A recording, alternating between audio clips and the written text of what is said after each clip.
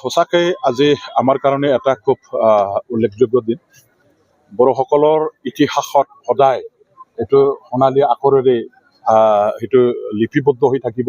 কিয়নো আজিৰ এই দিনটোতে 1 মে যিটো দিন আমি জানো 1990 চনৰ আজিৰ এই দিনটোতে আমাৰ বড়ো জাতিৰ পিতা উপেন্দ্ৰনাথ ব্ৰহ্ম এই মহান ব্যক্তিজনে আমাৰ এই পৃথিৱীৰ পৰা আমাৰ এই সংসাৰৰ পৰা তেখেতে দুৰাৰোগ্য বেমাৰত আক্ৰান্ত হৈ পেলাই মানে বিদায় ল'ব লগা হৈছিল, মৃত্যুবৰণ কৰিব লগা হৈছিল। আজি আমাৰ কাৰণে সঁচাকে সেই দিনটো কিমান যে আমাৰ অসহনীয় এটা দিন আছিল, কিমান যে আমাৰ কাৰণে এটা মুখেৰে আমি শব্দৰে এইটো প্ৰকাশ কৰিব নোৱাৰা ধৰণৰ এটা আমাৰ দুখৰ দিন আছিল, বেদনাদায়ক এটা দিন আছিল, সহ্য কৰিব নোৱাৰা এটা দিন আছিল। সেই দিনটো আমি কেতিয়াও পাহৰিব নোৱাৰো। আজি 1 মে এই দিনটোতে যেহেতু আমাৰ বড়োপা উপেন্দ্ৰনাথ ব্ৰহ্মই তেখেতে যেহেতু মৃত্যু হৈছিলে, আজিৰ এই দিনটোতে আমাৰ BTC চৰকাৰে BPF দলে চৰকাৰত বহাৰ পাছত আমাৰ প্ৰথমবাৰৰ কাৰণে আজি এই বছৰৰ আমাৰ 1 মে তাৰিখ চৰকাৰৰ ফালৰ পৰাই ধুমধামেৰে পালন কৰিবৰ কাৰণে এটা কাৰ্যসূচী লোৱা হৈছে।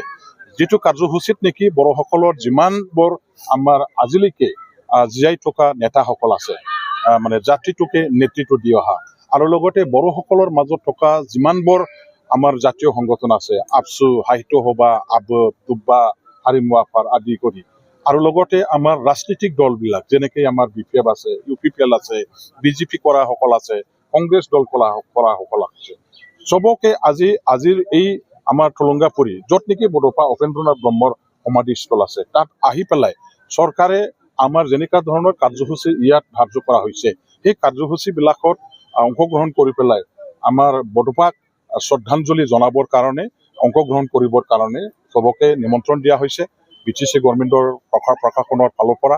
আৰু আমি যেনেকৈ নিমন্ত্ৰণ দিছিলোঁ, ঠিক তেনেকৈ সকলোৱে দলে বলে আহি পেলাই আজি ইয়াত অংশগ্ৰহণ কৰিছে। আজি আপচু আছিলে, সাহিত্য সভা আছিলে, আমাৰ বড়োপা উপেন্দ্ৰনাথ ব্ৰহ্মৰ আমোলৰ এতিয়াৰ সেইসকল নেতাসকলেও একেলগে আছিলে।